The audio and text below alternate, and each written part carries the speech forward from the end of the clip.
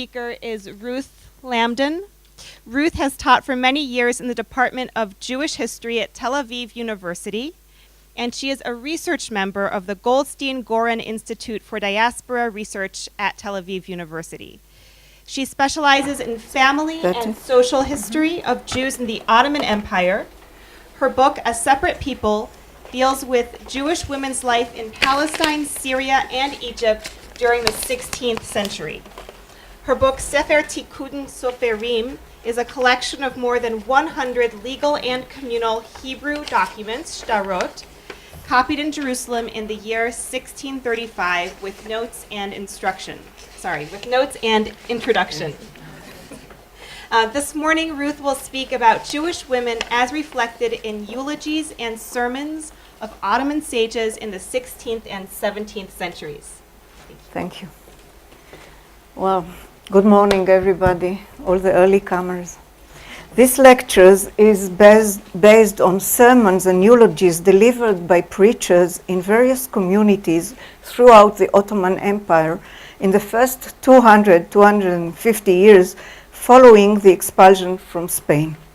The integration of the exiles from the Iberian Peninsula side by side and within Jewish communities in Ottoman lands was remarkable. Very soon, Jews of Spanish and Portuguese origin became the majority, and their numerical and cultural dominance was noticeable as community leaders and rabbis.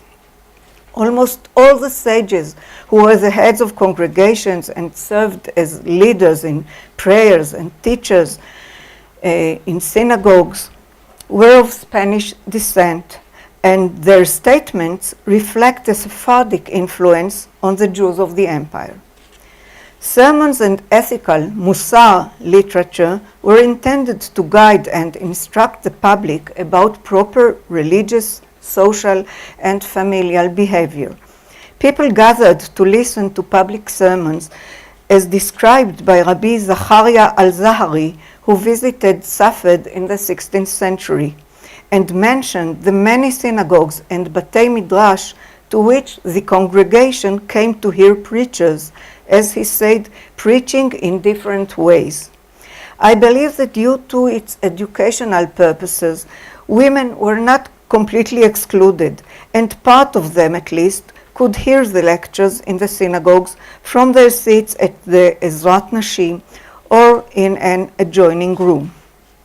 The sermons from which I'll quote today were delivered as part of eulogies for notable women, mostly mothers and close female relatives of the speakers.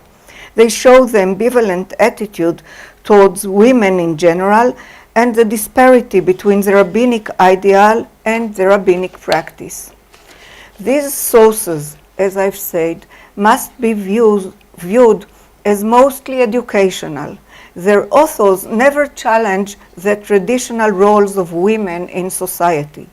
However, they also encourage their community members to respect exemplary women in their families and social circles. I'll begin with a eulogy for his mother, delivered by the preacher Rabbi Yosef Al-Tzayag, one of the sages of Safed in the 16th century. He spoke of the proper qualities of the ideal women, actually. First, they should be clever, unlike most women who are foolish. Second, they should be generous, unlike most women who are mean. Third, they should be thrifty, unlike most women who want their husbands to give endlessly without a thought for the consequences. Fourth, they should be of a gentle disposition, unlike most women who are argumentative and quarrelsome.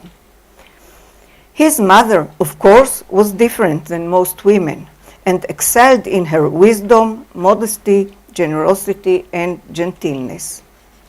The mother of Rabbi Moshe al-Mosnino of Salonika, who died in 1575, also differed from other women, and I quote with some omissions. I come today to praise her virtues and superiority by illustrating some verses from Women of Valor in which I will shed light on her qualities, because she was indeed an ideal woman, and all that is written there about the woman of valor applies to her in all honesty. The theme of woman of valor, Eshet Chayil, which enumerates the qualities and the duties of the ideal wife and mother, is the most popular text used by preachers in regard to women in general and their mothers in particular. From the Middle Ages on, there are a number of testimonies to the custom of reciting the verses of Women of Valor from the book of Proverbs at the funerals of women. But in the 16th and 17th centuries, it was customary to deliver a sermon in honor of the deceased woman and her family, and to interpret the verses in various ways. All who interpret the verses of Women of Valor in their sermons and eulogies admire women who adhere to the familiar values of this hymn. However, very few women are likely to possess all of the qualities listed in the book of Proverbs, as indeed is written in the first verse. A woman of valor who can find her value is far beyond pearls. Such sermons spoken over a mother's grave show us the ambivalence many sages held regarding the female sex. Speaking about women in general, sages often referred to females as light-headed by nature and not composed. They argue that all a woman's time is needed to serve her husband and sons. Rabbi Aaron HaKohen Peraya of Salonika, Rabbi Yaakov Kuli of Jerusalem in the 17th century, as well as others, believed that woman's only virtue is to bring forth worthy offspring and righteous and pious sons. Several sages cited in their sermons a Talmudic saying, "A woman is a shapeless lump," and concludes a covenant only with him, the husband, who transform her into a vessel. And Rabbi Israel ben Venist of Izmir thought that women were created only in order to release men from daily chores so that they could study Torah. Many spoke of the weaknesses of the bodies and minds of women. Some preachers stress their meanness, but when referring to their own mothers or close women acquaintances, they describe them with great admiration and love. To give you one example, Rabbi Israel Najara, the renowned poet who lived in Safed and Damascus in the 16th and beginning of 17th century, expressed great pain and sorrow upon his beloved mother's death, and, I quote, "the terrible blow and the great loss that had befallen me with her departure," end of quote. But then, like others, he invoked the verses of Woman of Valor to describe her 5 unique and perfect qualities lacked by other women. First, she was perfect in her virtues, which were appreciated by her husband, and this made them a perfect couple. She was perfect in keeping and saving money, so that her husband completely trusted her and could rest assured that she would not spend his money and property. She was perfect in performing the expected services for her husband, even though she had some maids to help her. 4, she was perfect in doing handworks, such as weaving wool, and was always busy, even at night, when her husband didn't need her services, meaning sexually. And above all, his mother was perfect in her fear of God and didn't care too much about outward appearances. Beauty is temporary, says Najara, relating, of course, to the final verse of Woman of Valor. Grace is deceitful and beauty is vain. A God-fearing woman, she should be praised. But is grace indeed deceitful? The subject of female beauty and the onset of change of life and the fading of beauty occupied many preachers, and they invoked the stories of the biblical matriarchs such as Rachel, of whom it was said that she was handsome and shapely, of Rebecca, who was good-looking, and Sarah, whose youth as well as her beauty were restored to her, and she became pregnant in old age when she was 90. It was said of Sarah, who died at the age of 127, that when she was 100, she was as beautiful as if she was 20. When she was 20, it was as if she was as innocent as a 7-year-old child. And Rabbi Yaakov Kuli, in his commentary on the book of Genesis, writes, Sarai was a beauty despite her old age, and all the queens of the world came to visit her and gaze upon her face. These and other similar descriptions contradict the adage, quote, grace is deceitful and beauty is vain. Why then is the beauty of these women emphasized? The preacher Rabbi Yosef David of Salonika explains, there are certain women of whom it is said that they were beautiful precisely in order to emphasize their righteousness. It is more difficult for a beautiful woman to cope with the inclination to evil, and beautiful women should be praised even more for their piety despite temptations. This explanation is based on the emphasis placed in the second half of the verse on the word she. The God-fearing woman, she is to be praised, it is written, meaning that she is a minority, one of a few, only she and no other. Only a beautiful and God-fearing woman should be praised, since despite being beautiful and subject to temptation, nevertheless, she took care to uphold her modesty. And only she is the true woman of valor, who merits praise. In any case, we can deduct from his words that there is no need to commend the woman who is not especially attractive, even if she is God-fearing, for the temptations that she encounters are not as great as those that the beautiful biblical matriarchs and their like had to cope with. The commentators offer other different explanations, often quite torturous, for the expression beauty is vain. And Rabbi Yosef David himself, in another sermon, says that if people say that a woman is pretty, it is a sign that they have seen her and that she is not necessarily modest, for she displays herself to people. And if the speakers didn't see her with their own eyes, it is a sign that they are lying, for how do they know that she is attractive? Thus, beauty is vain.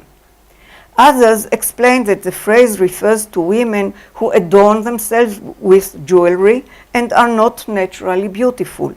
Therefore, their beauty is deceitful. The same applies to women who use makeup and adorn their faces to look prettier. It is false beauty because the moment the makeup wears off, their charm and beauty disappears. On the other hand, there are righteous women who were endowed by the Almighty with what the preacher calls chut shel chen, a thread of grace or a thread of charm, even if they are not especially beautiful, so that they will be loved by their husbands. The preacher, in this case, distinguishes between God-given beauty and man-made beauty. And this reminded me of Efrat Aviv's lecture yesterday, where she quoted from various Ladino sayings about this subject. Rabbi Eliyahu HaKohen, in his sermons and his book of ethics, deals with the subject and has quite a number of explanations for the verse. He even gives advice to men who desire the woman solely for her beauty. This man should imagine how the beautiful woman whom he desires will look in old age, when the wrinkles multiply and her face looks like a monkey's. He might change his mind then. On the other hand, the man whose wife has grown old and whose face is not as it once used to be should imagine her as she looked in her youth. This way, she will not look bad in his eyes, and he will not turn to other women. Another subject regularly raised by the preaching scholars is whether women have the right to heavenly life. Since they are exempt from certain commandments and from Torah study, it seems they cannot attain the perfection necessary to be granted a place in heaven. But it is said that by following the ideal model of women of valor, serving their husbands and enabling them and their sons to study Torah in this world, they will also have a place in heaven. They often quoted the Talmudic saying, I quote, "Greater is the promise made by the Holy One, blessed be He, to the women than to the men. As it is said in the book of Isaiah, you women who are so complacent, rise up and listen to me. You daughters who feel secure, hear what I have to say." End of quote. בעברית, נשים שאננות קומנה שמען הקולי, בנות בוטחות האזין האמרתי. Rav Chia, in the 3rd century, explained this extraordinary promise by saying that women merit rights by making sure that their children go to the synagogue to learn scripture and their husbands go to the Bet HaMidrash. And indeed, the efforts made by women in order to ensure that their husbands and sons would study were greatly appreciated, and many sons extolled in their sermons their mother's contribution to their education. However, this Talmudic paragraph raised many debates among scholars. Rabbi Moshe Chaim Amarillo of Salonika, for instance, did not agree with Rav Chia's explanation. He felt that this was too much, that by no means did women deserve more than men, and voiced his reservations, and I quote with omissions. How great is the virtue of righteous women until it was said that their promise was greater than men, but that they should be more worthy than the scholar himself, we have not heard of this. If she is credited with the studies of her husband and sons, she has a part together with them, but not above her husband. It is likely that the words of Rabbi Moshe Amarillo convey the feelings of many of his colleagues who try in different ways to justify Talmudic and biblical expressions that grant a type of equal rights to women. This comparison does not appear to be common, and certainly doesn't apply to all women. There are very few perfect women, says Rabbi Yaakov Matalon of Salonika. He insists that most women are uneducated and lack the mental ability to understand things. Indeed, among the questions raised was why the saying referred to women in general. Great is the promise by the Almighty to women among men, among all people. For not all women were privileged to have husbands and sons who studied Torah. And what about women who never married or who didn't have sons or husbands who studied Torah? Were they promised as well? What did they merit, if at all, in the afterlife? Here too there are many interpretations, and I will omit it. An additional reflection that the preachers pondered: why does the biblical phrase say complacent women and then daughters and who feel secured or confident? Rabbi Chaim Angel explains, women is not the same as daughters, banot. In the case of a married woman, it is enough that she tells him, her husband, or hints to him to go to the Bet HaMidrash. He certainly will go, for he is a sensible person. Whereas daughters or girls refers to young women or mothers of young sons who make greater efforts to guide their sons and lead them to the Talmud Torah, because not every youth wants to study or pray. Hence, married women, insofar as their husbands are concerned, can be complacent about their life after death, while in the case of unmarried daughters or young mothers, they are not complacent, but they are confident that in the future their sons will obey them and take the right path. And as I've said, many sons extol their mother's involvement in their education. This can be seen in the eulogy by Rabbi Moshe Almosninu for his mother, and I quote, "All that I learned and accomplished in the Torah studies was due to her intercession, and her agility, because while I was small, so many temptations to the many pleasures of the flesh presented themselves. And she, in her splendid supervision and remarkable grace, directed me to engage in the study of Torah, and I owe her a great debt for this." Conclusion.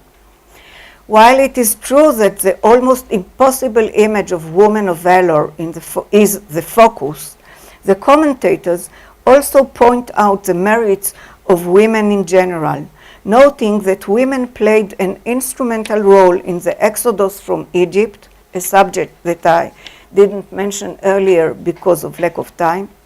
They mention other biblical women and events and emphasize that women support Torah study, contribute to synagogues and charities, and eventually merit rights and future reward. It is evident that the preacher, using his direct interaction with his listeners, is not only trying to strengthen their faith and impart knowledge, but is teaching correct moral conduct through examples from biblical sources and through examples of the deeds of the women that he is praising. One must keep in mind that all the women that were honored with eulogies and sermons were mothers of.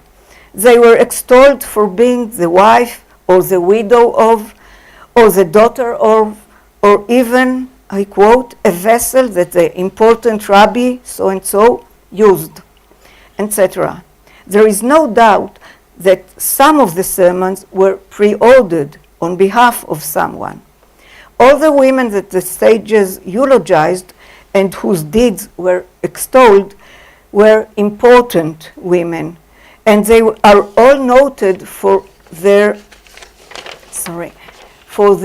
support of the men in their families and for their many, many charitable deeds, which are often presented in detail. There is no need to remind us that only women from good or wealthy families could maintain their modesty, guide their sons' education, donate money, and support scholars.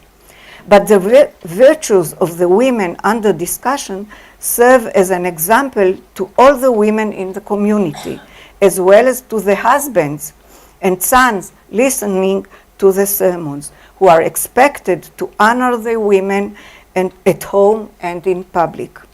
All told, despite the need for biblical examples and the demand for almost impossible standards of normative women, the sermons are very positive in their treatment of women.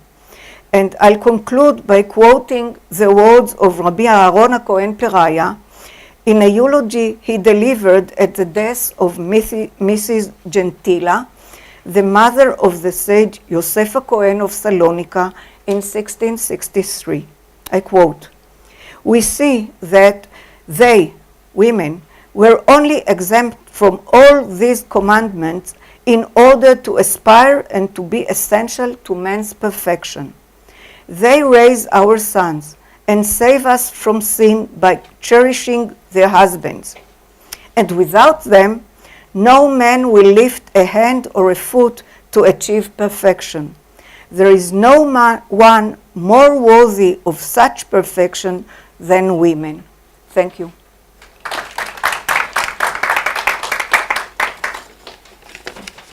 Just in time. Oh. Thank you, Ruth. Our next speaker is Susan Nashman Fraiman, who researches and lectures on the subject of Jewish artistic expression and what it reveals about Jewish identity. She served for 5 years as the collection manager of the Yad Vashem Art Museum, has curated exhibitions of Israeli art, and currently lectures at the Rothberg International School of the Hebrew University. Her most recent publication, The Expressive Hostility of Moritz Oppenheim, was published in the Leo Beck Yearbook of 2016. Today, Susan will speak on La Belle Juive et la Belle Arabe, depictions of Jewish women in 19th century art. Susan.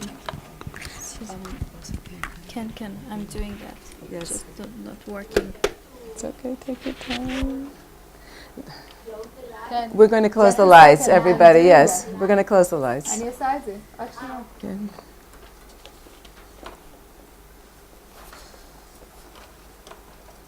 Thank you, everyone, for coming this morning. Oh, here it is. Is it on? Screen is on. Good. okay. Yeah, The thank- front also. yeah, all the lights, please. Yeah. Okay. Thank you. So this is it, and this is The pointer. the pointer. Thank you very much. Okay. Can you hear me? Everyone hear me? Just a second. Yeah, wait, no, it's too Put late. it. Yeah. Okay, let's go back. Back. Okay. No? Ah, voila. Okay. Okay. Anyway, good morning, everyone. This talk will discuss some of the depictions of La Belle Juive, Jewish women in Morocco and Algeria in the art of the 19th century, as part of a larger project of mine on the depiction of Jewish women in art of that century. Jewish women in North Africa were more publicly visible than their Muslim counterparts, and this fact led to their depiction in the visual arts of the 19th century. This cultural capital will also lead to the display of Jewish culture in the official salons of 19th century French art world, and two, as a byproduct, the documentation of Jewish custom and dress. In this talk, we will show the works of a few of the artists who visited or lived in North Africa in the 19th century. There are many. And discuss the function of their depictions of the Jews and touch upon how these differ from depictions of European Jews at the same time. The notion or image of the Belle Juive, the beautiful Jewess, is already a literary trope in The Merchant of Venice, with Shylock's daughter Jessica. Jessica is as beautiful as her father is repulsive, and ultimately becomes more so by converting to Christianity. The same trope repeats itself in Ivanhoe. Rebecca is described as being beautiful and the very model of perfection. Ultimately, she too converts to Christianity. By the mid-19th century, Jewish women are modeling in Paris for French painters, and these models in turn become the subject for at least one best-selling novel and later play, Manette Salomon by the Goncourt brothers. At the same time, interest in the East and exotic are developing.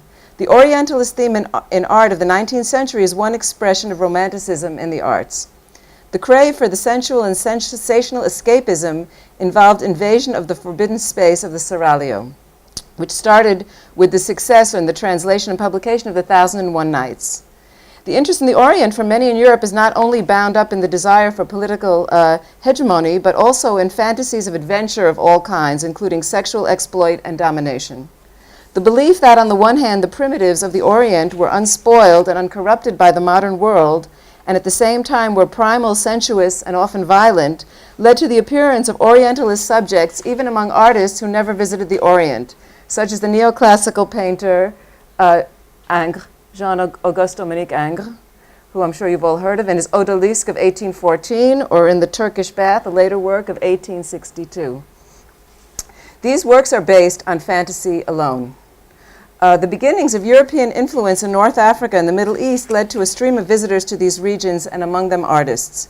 While the artists traveling to North Africa were searching for the exotic, sensual, and colorful, artists who went to Ottoman-era Palestine were looking for the spiritual and the people of the Bible. A trip to the Orient was considered essential for artists, yet at the same time dangerous. The wealth of color, the strong light, the huge varieties of dress and ethnic types led, in the words of the French writer and critic Théophile Gautier, who visited Algeria in 1845, to a bizarre intoxication. The most famous of the artists we will be discussing is perhaps the first to visit, and that was Eugène Delacroix. And one of his most famous paintings, can everyone see the images okay? I'm just wondering if we should turn off more lights here. Okay. One of his most famous images is that you might all know is Liberty Leading the People from 1831. This is in the Louvre. And this served as the inspiration for Victor Hugo when writing Les Miserables. But Delacroix was also known for his sensuousness, violence, and dissipation that was depicted in his works. For instance, this one from 1827, this is before he came to the Orient, The Death of Sardanapalus, which is a depiction of imagined excess and debauchery. Delacroix traveled to Morocco almost by chance. The French diplomat de Mornay, who was sent on a mission to the Sultan of Morocco in 1832, wanted an artist to accompany him. Algeria was conquered by the French in 1830, and the French wanted to solidify their relationship with Morocco to prevent possible border problems. And as you see here, good. Here, you see that this has Morocco has a large border with Algeria. And by the way, I just want you to pay attention. Here's Tangier. See how close it is to Spain. That was the dropping off point for the European visitors. So as you see, Morocco was a short sail away from Spain. Good. And de Mornay and Delacroix landed in Tangiers, where they found a Jewish community largely made up of Megurashim, Jews expelled from Spain in 1492. The Jewish community of Tangiers in the 1830s consisted of some 2,000 Jews, mostly poor, in spite of the presence of several wealthy Jewish families who engaged in trade and provided important services for the European powers. Unlike other communities in Morocco, the Jews of Tangiers were not required to live in a walled-off ghetto known as the Melach.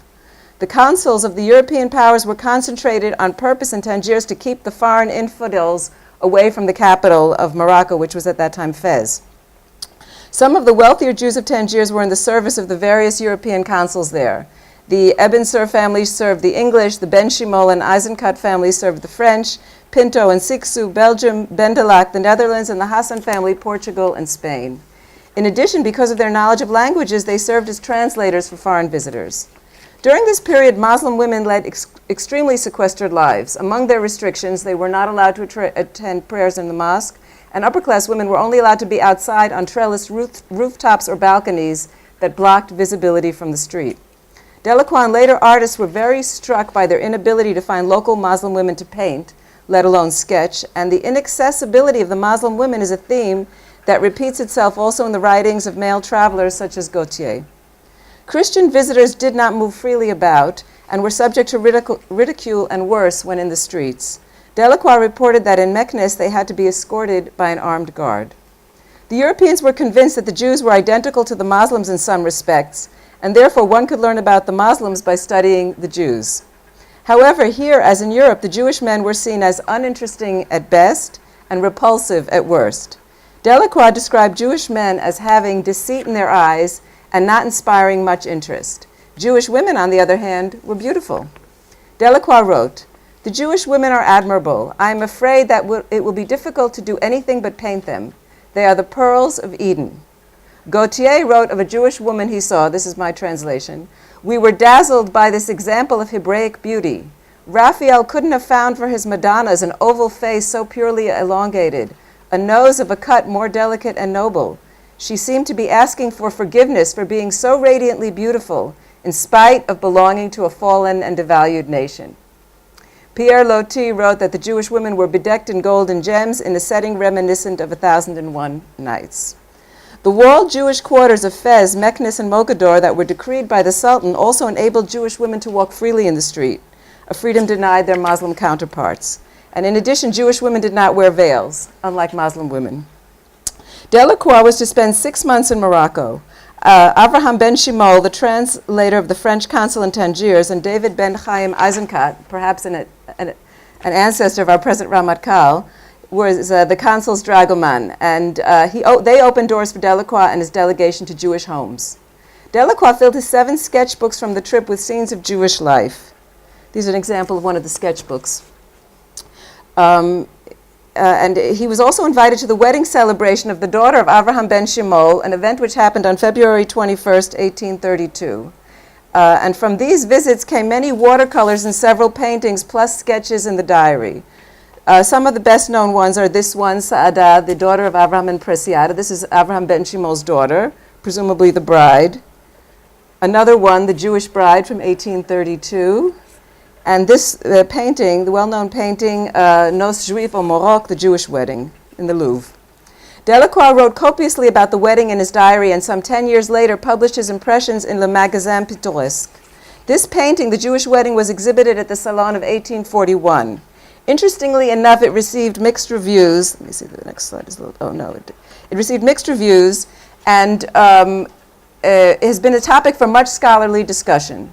The painting was copied by a student of Delacroix as well as by Renoir, and a copy of it is also in the Israel Museum collection. Ultimately, Delacroix did finally gain entry into the private quarters of Muslim women in Algeria, from which emerged one of his most famous paintings, The Women of Algiers. This scene was also criticized and praised simultaneously. His technique, use of color, and subject drew fire because they didn't create the smooth, clearly delineated canvases like those of the neoclassicists. The lethargy and passivity of the figures, the implied sensuality underlined by the presence of the black servant. Everyone see here? Black servant here. Were all congruent with the European idea of the Orient. And these factors, together with the lack of apparent narrative, solidified Delacroix's reputation as a romantic in spite of his denials. At least two other French artists besides Delacroix painted scenes of Jewish life in North Africa. Théodore Chassériau, who went to Algeria and painted Jewish women in Algeria, and their dress is different, by the way, than the Jewish women of Morocco. This is one. This is a second one.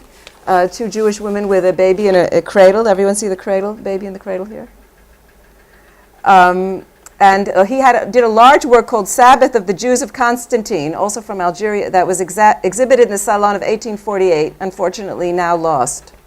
Another painter to spend much time in North Africa was Alfred de Hodenc, who settled in Tangiers in 1853. 4 of his paintings of Jewish subjects were exhibited at the salons in Paris. Unfortunately, I don't have pictures of them. Some of them are not accessible online. Some of them are in private collections. Some are in very obscure museums. But there is the Jewish Wedding in Tangier, which was in the Salon of 1861, the Fête Juive at Tétouan in the Salon of 1865, and the Juive Mariée in the Salon of 1879.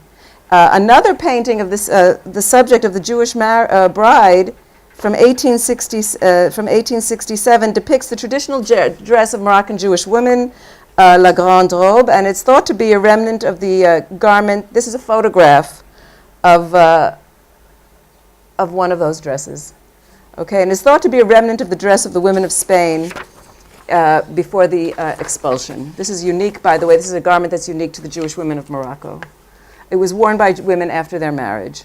Here, in addition, by the way, in this painting, she's depicted again with the black servant.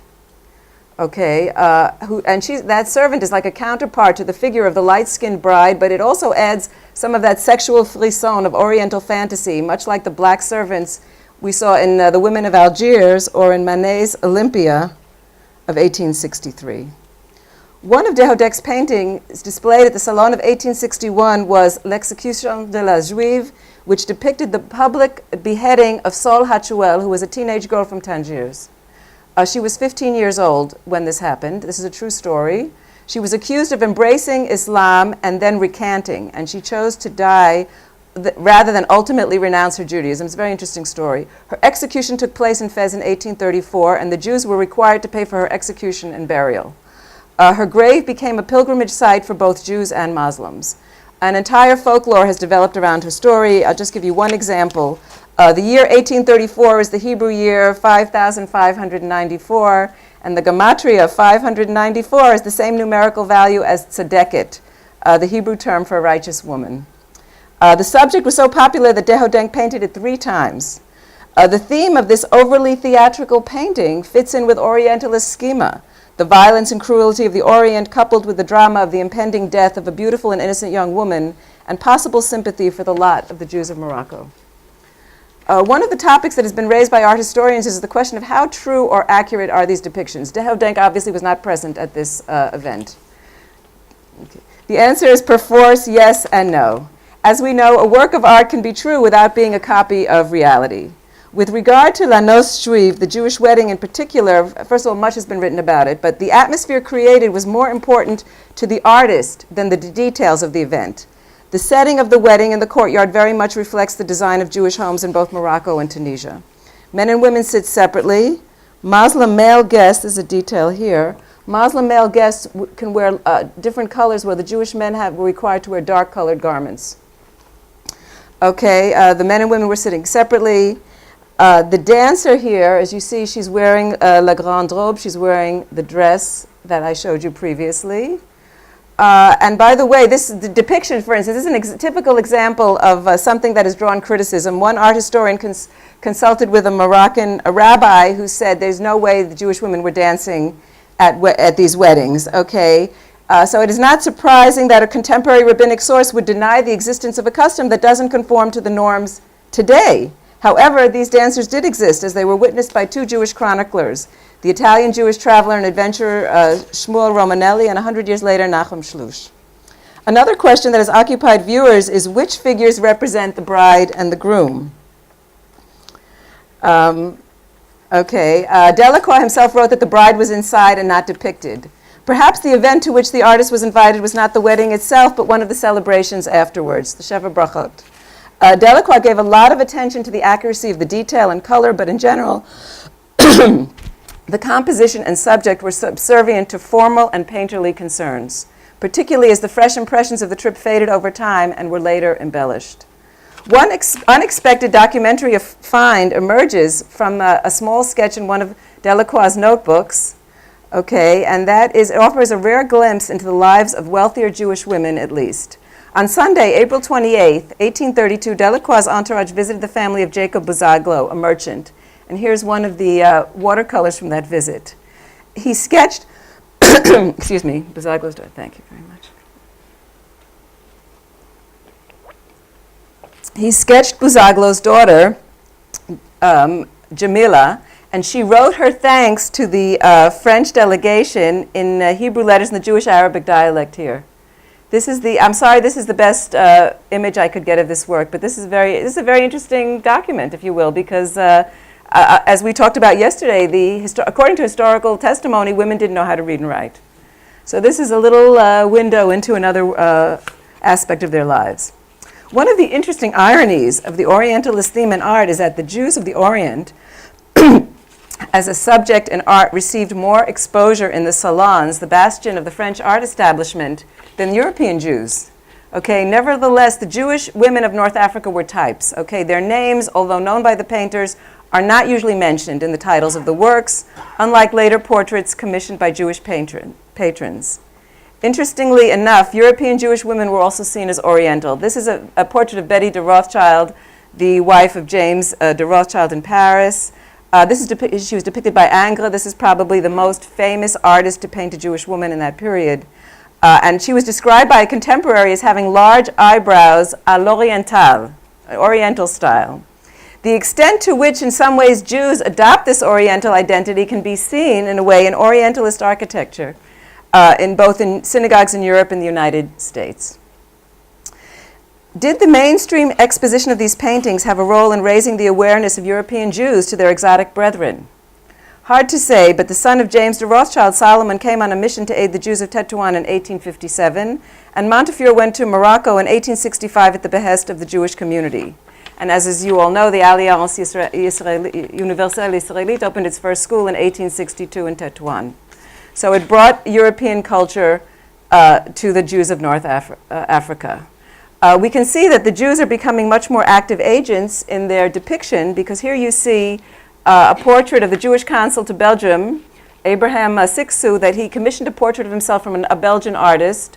And he's depicted here in his dress, which you can see is moving towards Western dress, and his wife, done by another artist, is completely in European dress. To conclude, Jewish women's cultural capital for the painters of the 19th century, particularly to French painters, but not only, is multifaceted.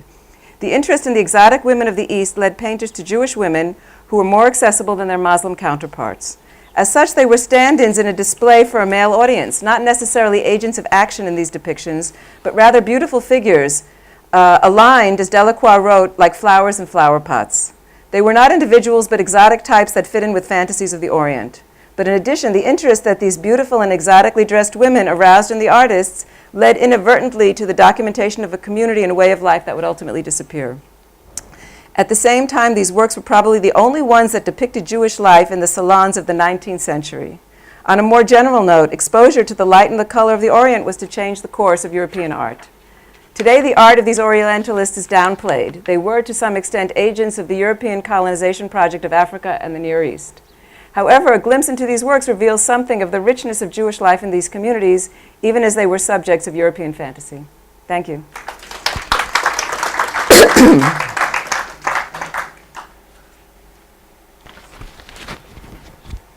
Thank you, Susan. Our next speaker is Katja Šmid. Katja received her PhD in linguistics from the University of Ljubljana, Slovenia in 2010. Her field of expertise is the Ladino rabbinic language and literature, with a focus on practical guides for religious observance and on the Sephardic woman in the Balkans. In addition to her numerous articles on these subjects, in 2012, she published a scientific edition of Eliezer Papo's late 19th century Judaismo-rabbinical treatise, Sefer Meshech Beiti, focusing on the habits and customs relating to Sabbath observance among the Sephardim of Bosnia. Today, Katja will speak about Ottoman Sephardi women in mid-19th century Bosnia. תודה.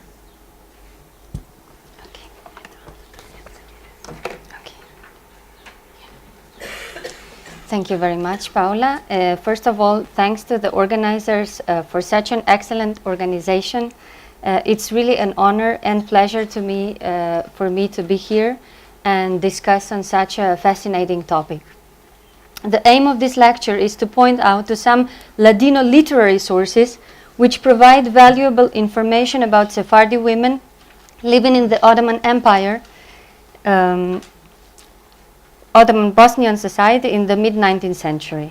During my doctoral and postdoctoral research, I was dealing with 4 extensive compendia of popular halacha written in Ladino by Bosnian Sephardi Rabbi Eliezer ben Shem Tov Papo. He was born in Sarajevo in the first half of the 19th century. Unfortunately, we don't have the exact date of his birth, and he moved to Eretz Israel probably around 8078 when Bosnia, a part of the Ottoman Empire since 1463, became one of the many countries under the Austro-Hungarian rule. He passed away in Jerusalem in 1898. The aforementioned Ladino practical guides for religious observance written by Papo are the following: Sefer Damesek Eliezer Orach Chaim, published in Belgrade 1862 and Izmir 1877, a general compilation of laws concerning daily religious obligations and Jewish festivals, especially Passover. Then, Sefer Damesek Eliezer Yoreh De'ah, published in Belgrade 1865, a collection of mourning laws and customs. Sefer Meshech Beiti, published in Sarajevo 1872-74, compendium of laws and customs for the Sabbath observance. And Sefer Damesek Eliezer Yoreh De'ah, published here in Jerusalem in 1884, a compilation of laws and moral teachings regarding kashrut and Jewish women. Okay, it doesn't matter. Just to see one of the cover pages will be enough. These works represent Papo's abridged and popular 19th century version of Shulchan Aruch in Judeo-Spanish, written in a different style than Benveniste's Shulchan Apanim, published in Salonika in 1568, the first version of Shulchan Aruch in Ladino, commented yesterday by Professor Ora Schwarzwald. Papo's tetralogy was adapted for Ladino speakers in Bosnia and the surroundings, which may serve today as an encyclopedia of Bosnian Sephardim, providing, besides its rabbinic content, generous material about the private and public lives, the folklore and customs of traditional Sarajevan Sephardic Jews in particular, and Bosnian Jewish communities in general, during the second half of the 19th century, a period in which Ottoman Bosnian society had already begun to experience the process of modernization and westernization. Papo was really a meticulous ethnographer and managed to represent in his popular halachic works also the local Sephardic Ottoman woman in many different ways. In all his books, Papo teaches about women's religious obligations and domestic ritual activities concerning the daily life and festivals such as Chala, Nida, Adlakat HaNer, food preparation according to Kashrut, and also writes about her attendance to the synagogue. However, Papa's rabbinic discourse not only consists of mere compilation of laws and precepts, besides the text of legal character, which only in some passages describes the customs and practices of the local Sephardi women. You can see maybe I prepared a handout. I apologized. It's everything in Ladino transliterated into Latin script because the books are in Rashi script. I didn't have time to translate all this in English. I promised to do that for a publication, but at least you can somehow follow. And I won't read the text because simply in 20 minutes is impossible, but maybe some of you can follow. So you can see a text 1:1 about jewelry such as rings, pins, and amulets permitted to wear on Sabbath, and text 1:2 about the prohibitions of using makeup on Sabbath. Papo How to Do books are full of miscellaneous materials representing many other genres and subgenres of rabbinic literature.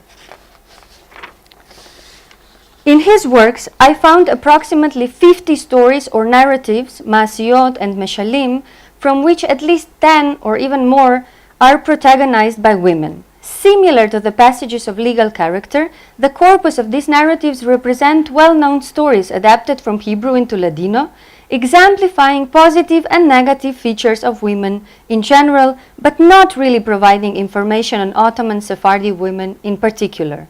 As an example, see the story about the woman who didn't observe Sabbath, and text 2:1, and the story about the wife of a leper who went to draw water on Saturday night to the Miriam's well, presented by Elisheva in Hebrew on Monday, I think. So I just included it to have the parallel in Ladino.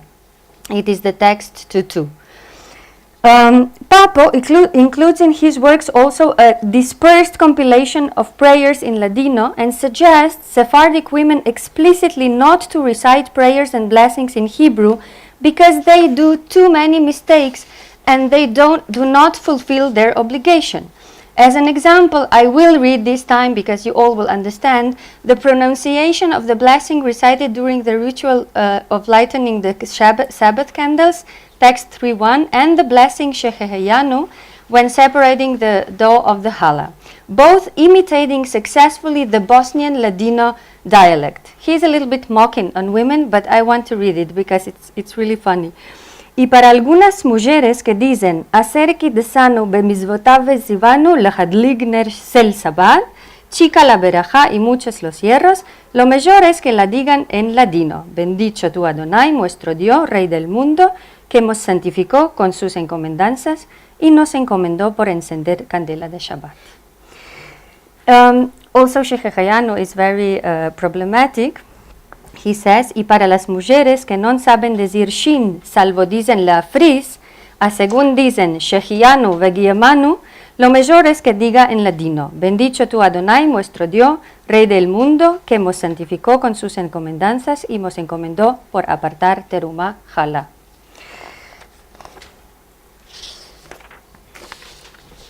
Papa's work offers much more descriptions of Bosnian Sephardic women, providing relevant information on her dress, foods, local customs and practices, minhagim, many times praised or criticized by the rabbi. There are many examples which illustrate their everyday activities. I would like to point out only those which I consider relevant for this conference. First of all, to mention women's group activities using two beautiful examples described by Papo. In the first, he mentions the women reading together the letters from their relatives from Eretz Israel, which Papa suggests to avoid on Sabbath because they become nostalgic and start to cry. Text number 1:4. And in the second text, he criticized the custom of young women and even some married women who on Motzei Shabbat go out to the nature and sing songs and play tambourine. Text number 1:5. It is also very interesting to see how the author describes the interaction and similarities with non-Jewish women, mostly Muslims. Talking about Sephardic women and their dress, Papa praises the chastity and modesty of Muslim women, always covering themselves in public, example to be followed by his Jewish female reading public. Here the author uses for them the neutral word goyot, Gentiles. And I will read it because this one you do have in English translation, and it is short and quite successful. It says, Guay de nosotros, 5:1. Guay de nosotros porque non empezamos de las goyot como van por las calles con sus caras tapadas lo que calía que hicieran las judías, que fueran kanashim hamitzriot haibriot. Hacen baavonot harabim al revés, que ellas van bien tapadas y las judías bien destapadas. Another very specific characteristics of Papal writings are short, dramatic mini dialogues incorporated in a creative way in his rabbinic discourse, imitating the way women speak among them or with their husbands. I selected for you an example concerning kashrut, a dialogue between the mother-in-law and the daughter-in-law, a very known couple in Sephardic literature, checking if they boiled the vinegar used for the meatballs, but already when meatballs are served on the table. So obviously it's too late. I will just read 6:1 because I want you to see how the dialogue works. I mean, you have moralistic comments, and then finally he says, y alguna vez Amelia acerta que la señora es juegra cuando ve que ya trujeron las chuftés en la mesa, 6:1, ¿ya? Responde la señora nuera y dice, se acorda a demandar a la señora nuera, dice, ¿vos bollites el vinagre? Responde la señora nuera y dice, a corrida con tantos fitechos que tuvimos, ¿se cree que no me acuerdo si lo bollí? Ma me parece que ya lo bollí. Y betoch de esas hablas, ya non restó chuftés en el san y ya lambieron y el san. Only to understand how really it works, the dialogue, really like a narrative technique. The second example of the dialogues I selected, it's also very interesting envious complaint by a wife to her husband about not having enough and as beautiful jewelry and dresses as her friends do. So text 6:2. I will again only read the part of the woman speaking. Mira la mujer de Reuben y de Shimón, cómo van como unas señoras, su buena manía, su buen yardán, su buen fistán de seda, y yo, enfrente de ellas parezco una de aquellas que demandan la tzedaká. Non manías, non yardán, non un fistán como la gente. As the third and last example, I will read a part of gorgeous dialogue on sabbatical matters among women in the synagogue in Ezrat Nashim, and they are speaking on chamin, beautiful dresses made of silk, and menstruation. I will just do the first part because it's a very dramatic dialogue. It goes like this. Prima es que le demanda Rachel a Lea, ¿qué tal vez vos quedó el jamín? Responde Lea, como la estrella negra caldudo. Responde Rachel, así vivash, que vos quiero mandar a gustar de mi jamín, que es ma'adane melachim vechadome diburim. After that, they comment, you can read it by yourself, about the textile of their dresses, 5 minutes, okay? So I won't read it if I only have 5 minutes. And it's funny because the dialogue is all the time incorporated within the general, more serious rabbinic discourse. Papa's last halachic Ladino guide, Damesek Eliezer Yoreh De'ah, published in Jerusalem 1884, is published thanks to the patronage of Rivka, an honest, righteous, and pious woman, a wealthy widow of the founder of the Bosnian study house in Jerusalem, Shalom Yerushalayim, established here, who purchased Papa's books to give it to the poor. It's a very special example that we do have a woman, a Sephardic woman, with a name. So I think it's very significant. And this book is a bit different from the others. At the beginning, it includes several chapters entitled Isha or Nashim, where Papa concentrates all kind of miscellaneous materials on women, mostly stories protagonized by female characters, prayers, laws concerning family purity, comments about women's attendance and behavior in the synagogue, and dress, and continues with more prosaic chapters on kashrut towards the end of the book.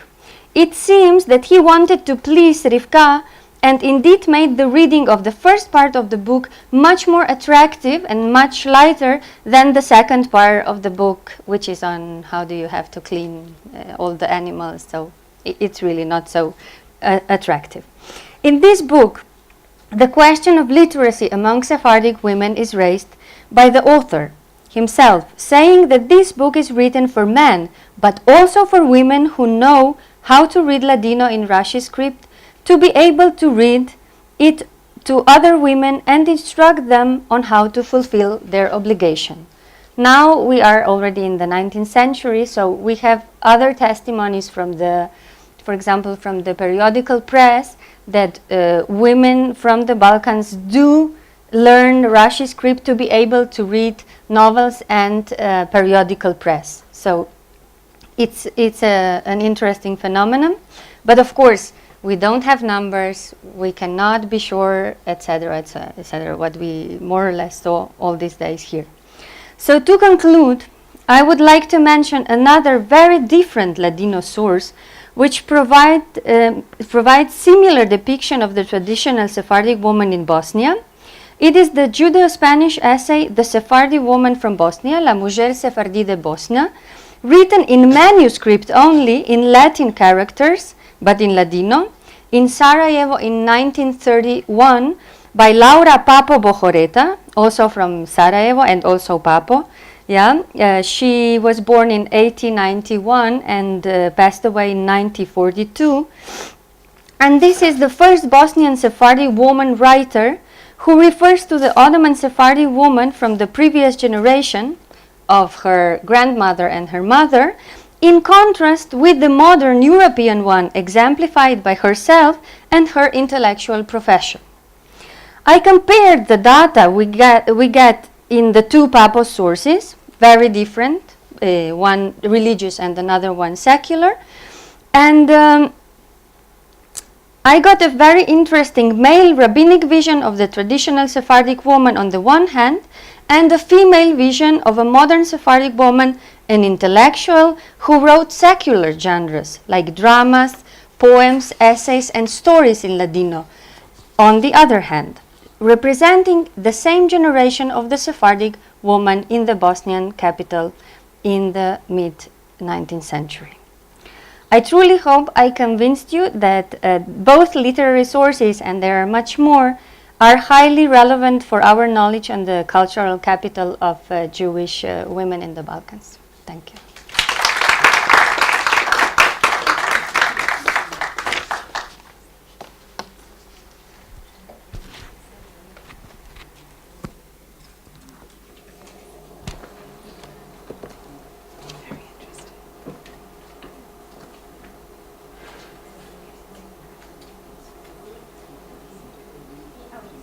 Ruth Lamdan, do you want to come up?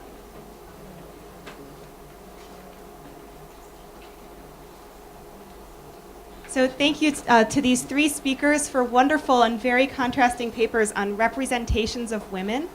I think they raise a lot of questions about the kinds of cultural capital that women wielded, and it's also interesting to think about the different audiences for these representations. In some cases, men, in some cases, women, in some cases, Northern European Christian men and women, and sort of what the ramifications were. In any case, let's take 3 questions at a time. So 1, 2, do we have a third? Great, okay, please. Yes, I have a question for Susan. Can you hear me? Okay. Yes, the first question. I am glad you brought up the issue of these portraits as to whether they are true or accurate. Now, we know that at the end of the 19th century, photographs of Jewish women were often staged and were not really Jewish women, or they could be Jewish women, but they may have been prostitutes because prostitutes were already functioning in the public sphere, and therefore, we're used to being stared at or gazed at by men or others who might be portraying them. So my question is, do you have any way of knowing whether these Jewish women who sat and modeled for the various artists function in public life as dancers or prostitutes, or whether they were really just, they were housewives or stayed at home, basically, and spent their lives in semi-seclusion? That was question number one. Question number two, do you have any portraits of Tunisian Jewish women? Because my field is Tunisia, and I noticed you did Algeria and Morocco very well, but I was wondering if you know of any portraits of Jewish women in Tunisia. Thank you. I think there was Rebecca and then Sharon. My question is for Katja, and this is my question is for Katja. Katja, just for help with my own research on Rachel and Leah, I'm wondering whether the names of the women or the almost disputants in the story that you mentioned is like Reuven and Shimon in halachic literature, or whether it's special, whether it's important for. And in a small follow-up to that, I was wondering how common polygamy was, if polygamy was in Bosnia, if it existed at all in the Jewish community. And then I wanted to know, I know this is stretching the envelope a little bit, but the depictions of Rebecca of York in Ivanhoe, the character in Ivanhoe, she's always got quote-unquote distinctive Jewish dress, which for us medievalists is of course ridiculous, right? I mean, she would have had something marking her, but she doesn't dress completely differently from everyone else, right? But in the tournament, when they come in, she's so distinctive how she's dressed. And in the paintings, she's also always dressed in these very, to me, sort of, where are these coming from? So I was just wondering if you could do this later or now, if you could address sort of a little bit about those depictions, if they really are North African garb.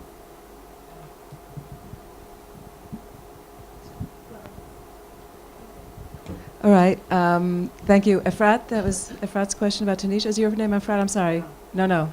I don't know. Oh, what's it? Joy. Oh, Joy. I'm sorry, Joy. Okay. Joy. You're Rebecca. Okay, Joy, sorry. Joy, the thing about the photographic models, I don't know I don't know enough about it, to be honest, okay? But there are whole books on this subject. And I told you there were Jewish women who posed nude for painters in Paris. They weren't necessarily prostitutes. So I don't know enough to answer that. As far as Tunisia is concerned, there's a woman in this audience actually who's an expert on Jewish women in Tunisia who did an article on Jewish brides in Tunisia. There are paintings, I think, but there are also a lot of photographs as well. So I'm sure there is material. Yeah, I'm sure there's material. While I'm speaking, I'll just answer about Rebecca. I'm not familiar with the paintings of Rebecca Ivanhoe. I would imagine they're fantastical, but I haven't seen them. If you guys bring me a specific artist, I would look at it. Okay, because I'm not familiar, because the period is the Middle Ages, of course, and right, Ivanhoe takes place in the times of the Crusades. So, right. So I don't. Right, exactly. So I'd be interested to see them. Yeah, thank you. I don't know them. Thank you for the questions. Yes, Rachel and Leah. Actually here it's our names like Shimon and Reuben for any girl, yeah? So this is like very typical in rabbinic literature that they use the names Shimon, Reuben at the yeah, exactly. So for women, I didn't encounter any other like Rachel and Leah, but I am happy to tell you that there is a beautiful story on real Rachel and Leah. I can send it to you. I already published it. It's very funny because it's like a midrash in a very Sephardic way. So they call her Tia Leah and Tia Rachel. So I will absolutely send it to you. Yeah. So there is the story about them, and you will. Tia means like aunt, but it's like auntie, yeah. Doda, yeah. And then about polygamy in Bosnia, probably I haven't found any examples in this in this case of this rabbi. And I have to tell that I was thinking about that the first day of our lectures when we were speaking about enslaved women and in this I wanted to say problematic women like prostitutes and very different kind of women we kind in this kind of rabbinic narrative, which is somehow idealistic. I was thinking about that because here we don't have agunot, here we don't have prostitutes, we don't have women who are slaves, for example, in Papo's work. So it's like his ideal about what moral woman value, like in Musar literature you mentioned, should be. And we know that in the reality, probably, of course, we would encounter all this kind of problematic women and probably also polygamy, but I haven't found anything so far. Thank you. So now we have Claudia, Šmid, and Craig, and then we'll take a third round. This is a question to Nashman. No, Susan, excuse me, Susan. Hi, Susan.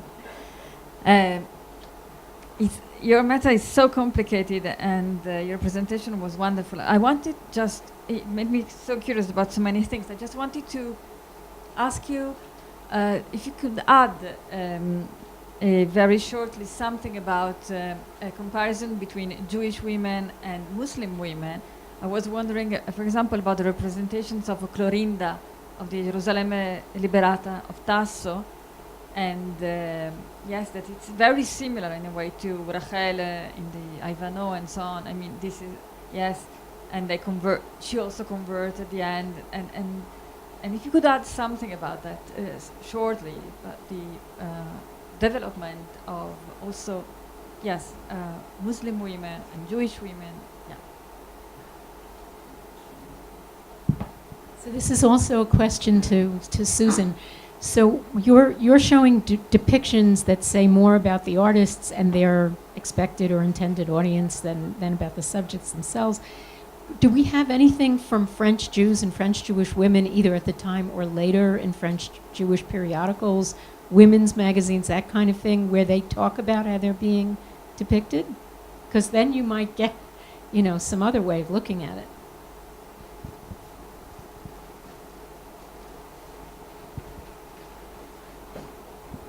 Hello, my name is Craig Perry. Thanks for the panel. The materials were so rich and intriguing. My question is directed for Ruth, although I think it could apply to everyone.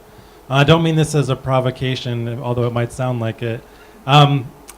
Could your materials, could we say that they're really about best suited to tell a history of masculinity, or tell us a lot more about how masculinity was gendered through the lens of your materials than they tell us about women's experiences? Gender studies.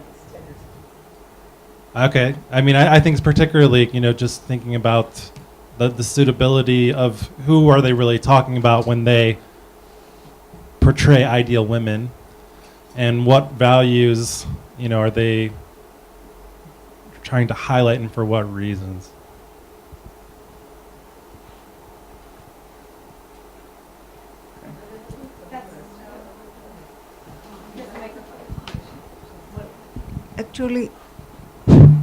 Actually, I really don't know how to answer this, because I think they expected the values to be heard and understood by other women, not only those women they eulogized, and especially their husbands.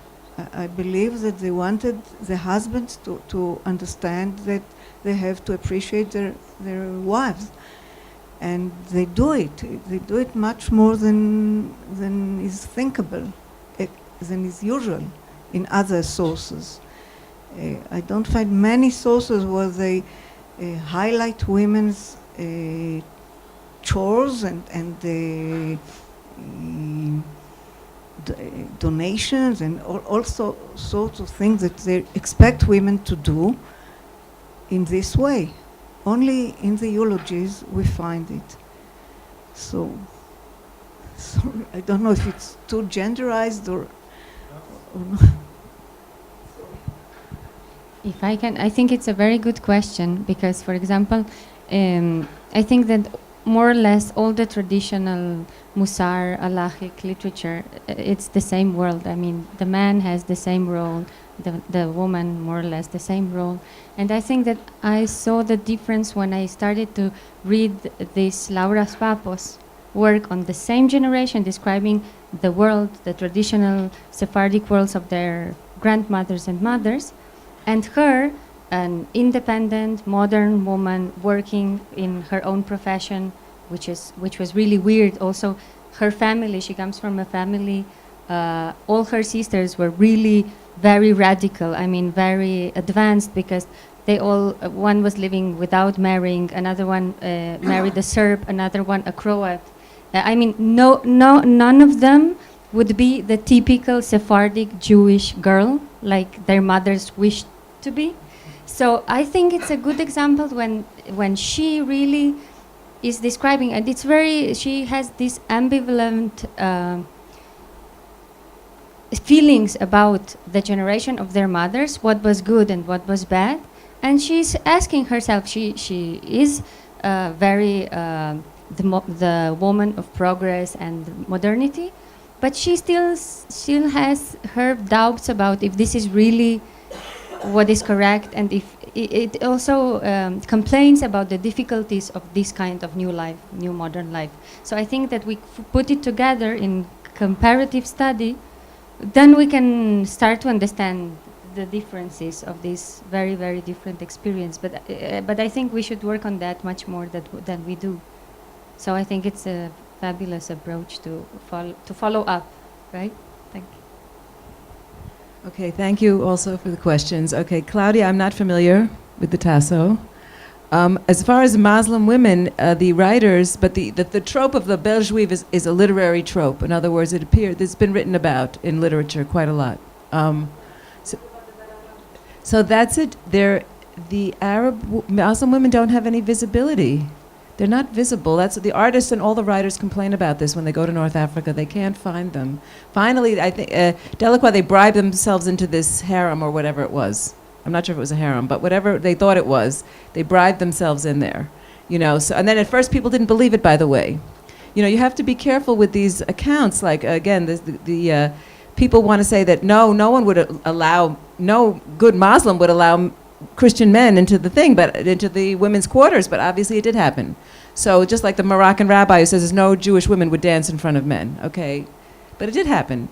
So it's a very interesting question, and I've tried to find scholars of Islam, women who write about Muslim women, and I couldn't find anything about their visibility. I couldn't. I really tried, actually, tried very hard. So that was one point. The point that you raised about women's point of view on these depictions, women writing about themselves doesn't really start until the second half of the 19th century, really. So it's very hard to find. You have to look at these depictions and sort of, as you see, like this little sketch about Jamila Bouzagla, we can eke out a little piece of women's history from that, you know. But as Craig said, we're looking through the male gaze, right? This is the male view. The painters don't paint Jewish men that much. They're not interested in the Jewish men. They're not that interested. They're ugly, they're crafty, they're... What? The men, Jewish painters like Chassariot, for instance, he hardly doesn't paint any men when he's in Algeria, for instance. Dehodenk and Delacroix do paint Jewish men. They do. But the Jewish men are not particularly good looking. You know, I brought a slide, I have outtakes, but I brought one slide of Delacroix one of them is a painting of a Jewish man, and he's like a peddler. They're all it's like almost caricatures, like as in European Jewish art, yeah. So we have three questions. Beauty is in the eyes of the beholder. So what for some women beauty means for others, it's okay. Yes, no, they're naturally, they're more interested in the women, just they're not interested in the men. Yes. I have a question for Katja. First of all, two questions. You said that Jewish women in Bosnia could have understood Rashi. My question is Rashi script. My question is whether they learn it at home through their brothers or the males, or could they go to school? This is something I'm wondering. And the second one is about Bohoreta. Bohoreta, what was the environment that Bohoreta grew up? Because she's a very boleted, very, how would you say, salient woman. As I would like to know who allowed her, if the society where she lived, allowed her to be what she was. Thank you. And we have a question in the back, and then Jonathan.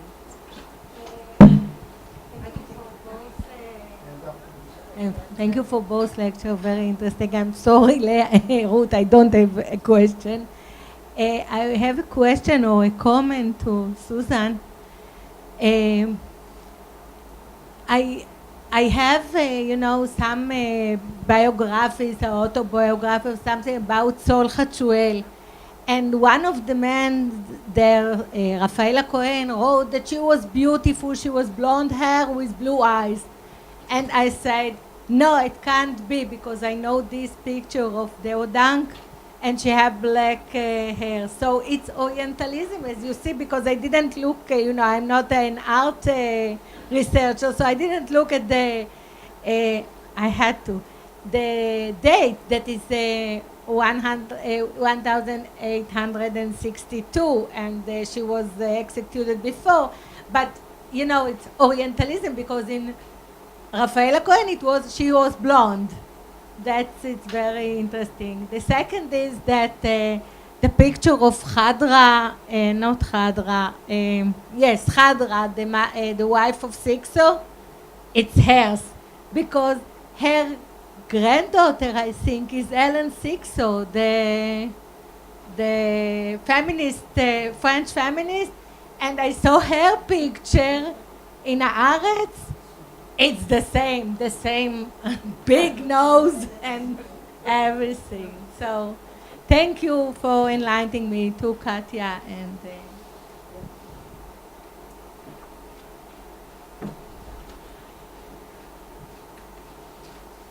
to move in a different direction, your paper gave us an unusual example, I think, of Jews envious of Muslims suggesting that they should follow the surrounding culture. It is, I think, much more common in modern and earlier pre-modern Jewish history to do the opposite of the surrounding culture, to look down on them rather than to envy them. I can think of other examples, both Ben Rambam and the Ridvaz, but it's very rare. So my question, I guess, the first question is, how rare was it that Jews pointed in an envious way to Islamic envy in rabbinic literature? And the second question really is, what is its impact? Do we see over time that Jews, in fact, do emulate their neighbors, as the rabbis suggest they do in this virtuous way, or do we find that they don't? So let's just add Fran's question onto this last round, and then since we only have 5 minutes left, if everyone can try to answer in 1 or 2 sentences.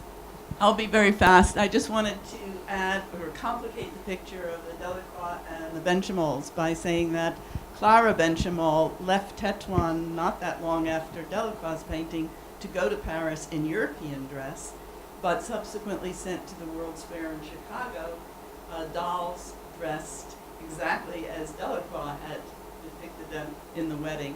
And the other point I just wanted to make was that often at these universal fairs, the Arab women, the scenes of Arab women or Arab women's lives portrayed by supposedly Arab women, they were all Jews.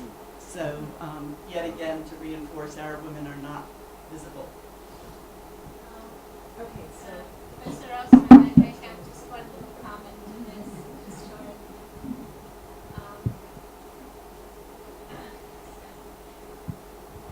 Also to visibility, okay, sorry. Visibility of Arab women, to continue the discussion. There are painters that painted Arab women, but the question is again, who were the models? First of all, there is in Turkey, in Istanbul, is a Turkish painter, Osman Hamdi Bey, who was a European, trained in Europe, but painted in Istanbul a number of beautiful paintings that he was sending to Salon, showing Islamic world, including number of women. And there are painters who, like you mentioned, stayed for a very long time in Orient and lived there. For instance, Frederick Lewis, the English painter, who lived in Cairo for 10 years and ran the household as Arab, which means it had a harem, and he painted his own women after he returned to England and married the Victorian lady. But there are painters from his own harem from Cairo being Arab women, right? So you have this, it's not so unusual. I mean, there are also other examples, I just bring this too. Okay, so a closing statement, please, from each speaker. Just, Miriam, thank you for that point. I just want to say that I only limited myself to the French because it's so wide, it's so broad, and each country is a different situation, actually. I didn't talk about biblical depictions, for instance, because you can go a long way with that as well. And this painter, Lewis, he's I think, they're his women. They're not the women of the Sultan, the Bey, and so forth. Right, but they're his. They're his. So anyway, but thank you all for your comments. It's very helpful and interesting. Thank you both for very, very good questions. First of all, how women learn, yes, brother or husband, father or husband. We were commenting that yesterday with Ora Schwarzwald. So I don't know, it depends probably also on the initiative and possibilities of each woman, more spiritual, more wealthy, the circumstances where she is born in. So I wouldn't elaborate more on this because we don't have really facts. But then on Bohoreta, it's a very interesting example because Bohoreta is a very poor parents. So her father is a merchant and they go to Turkey when she was a small child. And actually there she went to the Alliance school in Istanbul. So, and she was very talented for languages. So she learned French and she learned several European languages. She also knew German, which is very interesting for a Sephardic woman. And actually this essay was a replique to another essay on the Central European Jewish woman, written by an Ashkenazic Jewess from, I don't know, somewhere Central Europe. So Bohoreta is really like, I would say that from the struggle for life and interest and initiative that she really learned. Because then father was not successful in his business, so they came back to Bosnia, which is a very interesting example also. And they were even more poor in Bosnia after their arrival back. So she was the Bohoreta, she was Behora, she was the firstborn daughter. So she felt that she has to work for the family. And she helped the little sisters and all the family, like she would be really the Behor of the family. So it's really in a very unique case. We cannot generalize on her life story. And then about Arabic, about Muslim culture, it's very interesting question. I actually, all the halakha written by Papo is so immersed in the Ottoman way of life the common culture is a Muslim culture during the centuries. So I will send you my paper because it's really interesting to see how they, even when they say when you have to do Jewish prayers, they say when the Muslim prayer is going on. So you have many parallels in all the aspects: material, culture, spiritual, history, social organization, and everything. And yeah, music, absolutely. So there are a lot of common cultures issues, and especially I would say that only in modesty, this example was to follow Muslim women in modesty. And we do have pictures, actually, until the Second World War, of Jewish and Muslim women in Bosnia, where we have the two communities, that they were covered very similar. I mean, the dress is also in this, even if I cannot compete with such a visual depiction, but through the text, for example, the dress is described the Ottoman, the Turkish style dress, which is with all the Arabic and Turkish words. And then when the Austro-Hungarian modernity comes into the view, you also have all kinds of German words or Slavic words for the dress of the woman and man. So it's really a fascinating topic. And actually there was a very good conference like years ago on common culture in the Balkans, common cultures and particular identities. So it was very interesting to see how many things people from this region in the Balkans do share, even today. So it's nothing surprising, and I like very much your questions. The Jewish women wear veil? Yes, they were covered. They had, yeah. You also have, it depends. Normally it is just here, a head, but there are some photos, not very common, that they also have this part covered. You can say face. Yeah. Thank you very much for a wonderful hearing.